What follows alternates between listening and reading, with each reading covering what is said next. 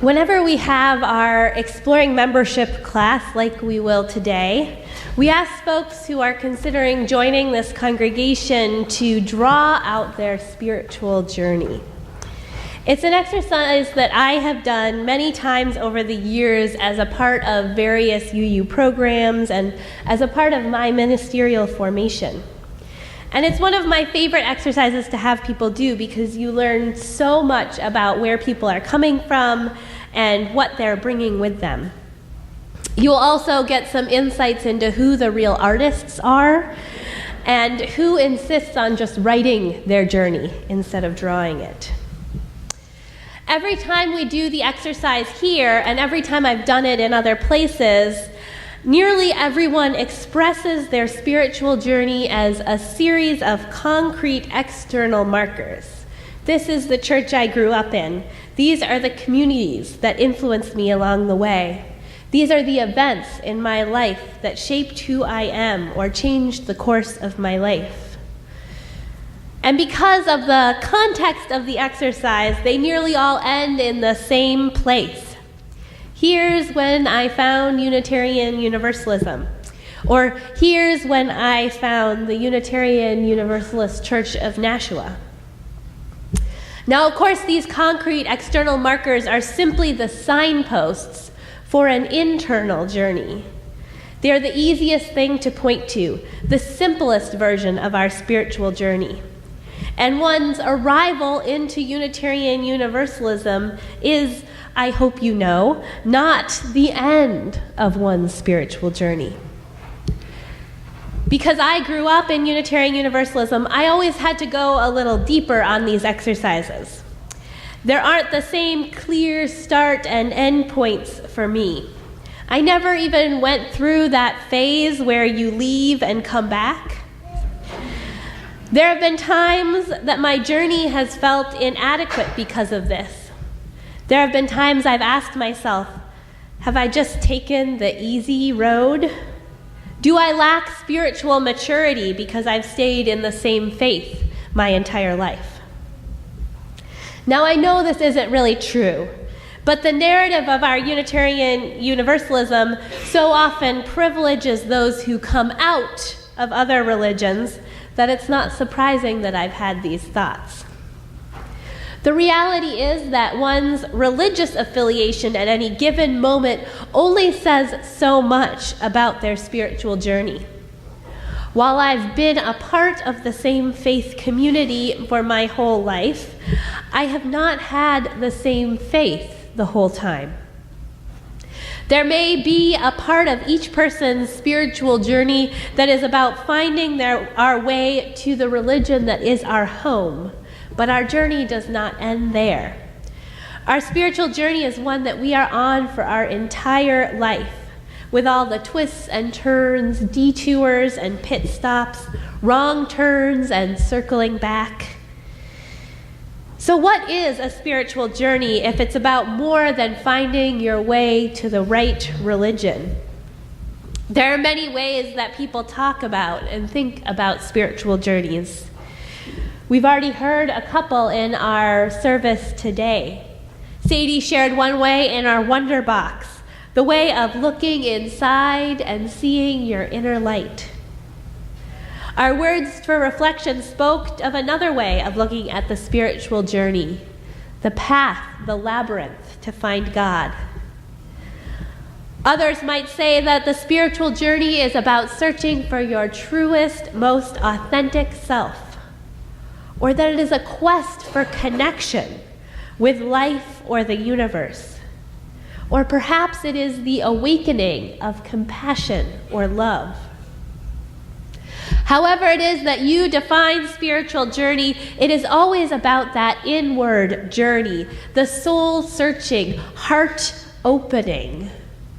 While there may be those external markers of that inner journey, the spiritual path is largely invisible.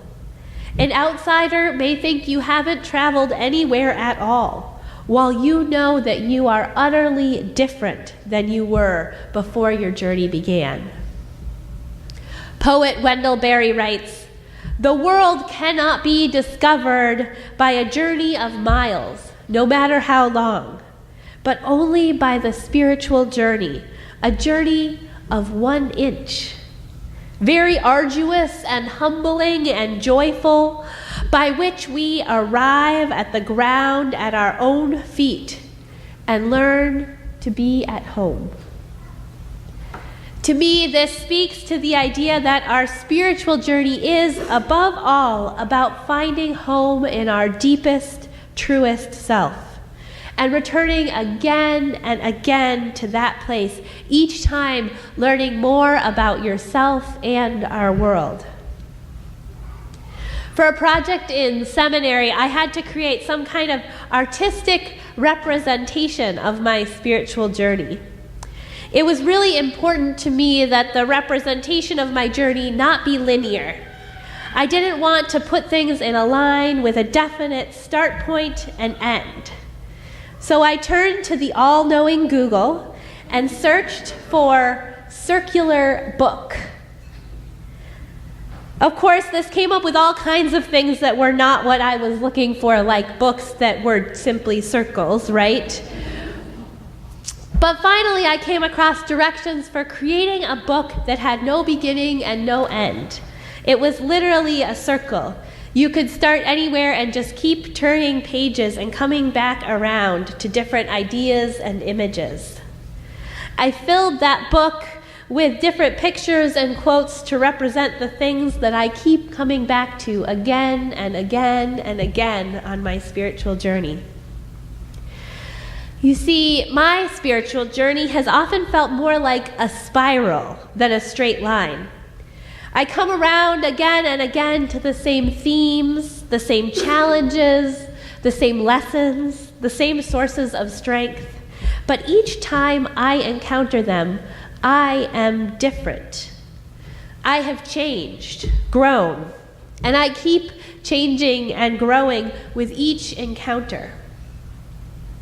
Though folks who have changed their religious affiliation over the course of their lives might be able to represent their spiritual journey as a line, I would guess that all of us actually have this spiral quality to our journeys. On this journey of 1 inch, as Wendell Berry calls it, we certainly encounter new things, but perhaps even more than that, we encounter familiar things in new ways or with new eyes. This is why ritual, tradition, and repetition work so well in religious contexts. In both Christianity and Judaism, there are these set patterns of readings from the Bible that are used in a cyclical way. In the Christian lectionary, you come back to the same reading, the exact same reading, every 3 years. Though I'm sure part of the reason for this is that once 3 years have gone by, you've probably forgotten that particular text. The deeper reason is the notion of encountering familiar things with new eyes. The idea is that every 3 years, you need to encounter that text again to see what it has to say at this new point on your journey. I know people who use their favorite books in this same way, rereading them every couple of years or so to find what new wisdom speaks to them from the text this time around. Any church you go to is going to have some things that they do every week and some things they do every year. Here at UU Nashua, we have a number of traditions. Our water communion in the fall, a time to remember those who have died in late October, our candlelight Christmas Eve services, a flower communion in the spring. Once you've been here for a while each time you encounter those traditions, you'll find familiarity, but also a new level of meaning. Each year it will speak to you a little differently than it did the year before. Each time it will speak to whatever is on your heart at that moment, whatever you are grappling with or searching for at that point in your life. So where are you right now on this journey of 1 inch? What are the questions that are on your heart? What are you seeking in this moment? And how can you find the space in your life to go deeper with these questions? This past week, Christians observed Ash Wednesday, the beginning of the season of Lent, those 40 days leading up to Easter. The 40 days of Lent honor the 40 days that Jesus is said to have spent in the desert. Frederick Bruckner explains it like this. After being baptized by John in the River Jordan, Jesus went off alone into the wilderness, where he spent 40 days asking himself the question, what it meant to be Jesus. During Lent, Christians are supposed to ask in one way or another what it means to be themselves. I love that way of looking at it.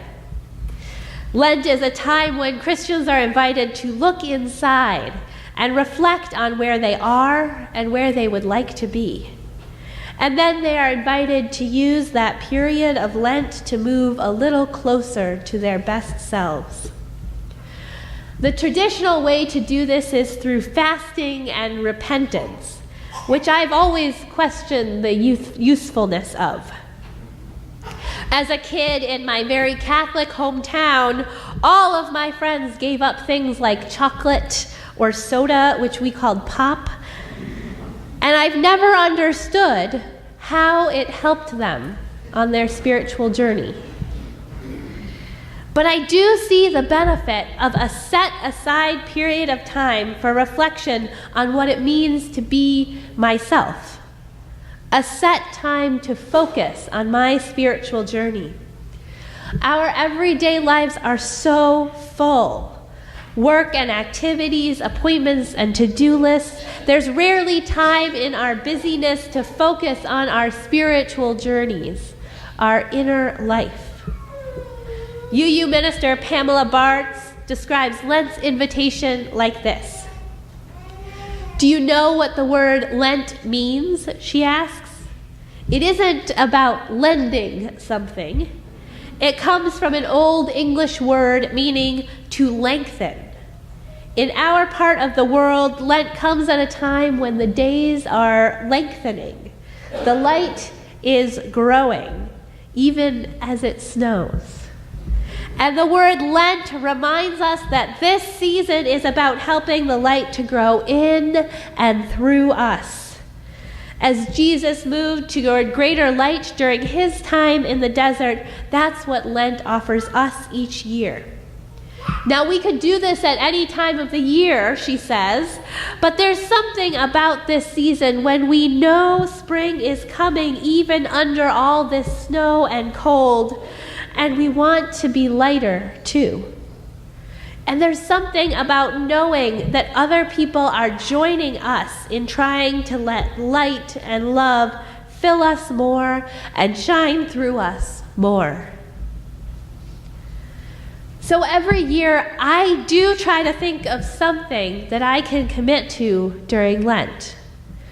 Rarely does it entail giving up something. Often it's simply an intention, something I'd like to make more space for or add into my life. And this year, I'd like to invite you into this practice with me. What do you want to make space for in your life over the next month and a half? What would allow you to focus on your spiritual journey? How can you find time to listen to those questions on your heart? Though our spiritual journeys are a journey of 1 inch, they don't happen without our attention and care. So let's make some space for light and love to fill us as the days continue to lengthen and the light grows. May it be so.